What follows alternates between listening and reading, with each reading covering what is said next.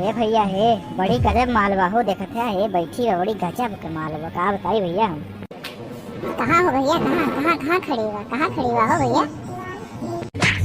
अरे लड़ चटऊ वाह बाटे वाह हरिया मुड़िया करवा वाह देखवा लड़ चटऊ हरिया वाह।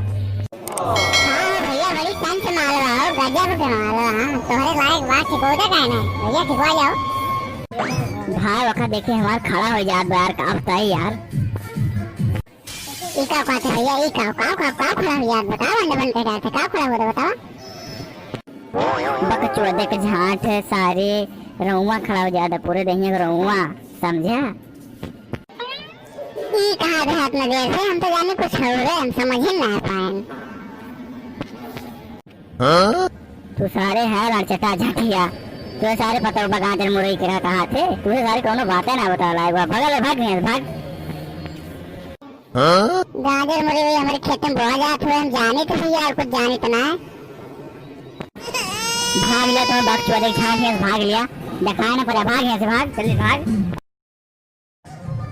आप लोग कहाँ जा रहे हैं रुको रुको रुको रुको हमारे चैनल को सब्सक्राइब तो करते जाइए। हाँ ताकि जब मैं कोई नया वीडियो डालूँ हाँ और वो क्या कहते हैं घंटी को दबाना मत भूलिएगा ताकि जब मैं कोई नया वीडियो अपलोड करूँगी तो आपसे मुलाकात होगी ठीक है।